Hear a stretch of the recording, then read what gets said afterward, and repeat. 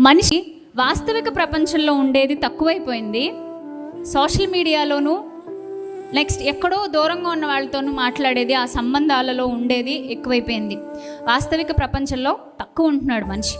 అంటే దీన్ని బట్టి సర్వేలు తేల్చి చెప్పింది ఏంటంటే, మనుషులు ఎక్కువగా నెగిటివ్ థింకింగ్తో, నెగిటివ్ థాట్స్ తోటే బాధపడుతున్నారు. ఎక్కడ చూసినా నెగిటివిటీ, ప్రతిదాన్ని సద్భావనతో చూసే మనసు రావట్లే.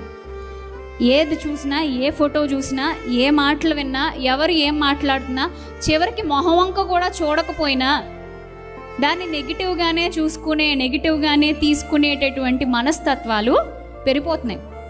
అలాంటి పరిస్థితుల్లో మరి చర్చ్కి వచ్చాం, మనం వాక్యం నేర్చుకుంటున్నాం, దేవుని ముందు నిలబడ్డాం, మరి మనల్ని మనం పరీక్షించుకోద్దాం. ఆలోచించండి. బైబిల్లో ఉన్న బ్యూటిఫుల్ థింగ్ ఏంటంటే, క్రిస్టియానిటీలో ఉన్న బ్యూటీ ఏంటంటే సెల్ఫ్ ఎగ్జామినేషన్. ఏంటండి, ఇది క్రిస్టియానిటీలో మాత్రమే మీకు కనిపిస్తుంది. సెల్ఫ్ ఎగ్జామినేషన్ నిజంగా బ్యూటీ అండి. అది క్రిస్టియానిటీకి ఒక అందం. అది లేకపోతే ఊహించుకోలేం. Self examination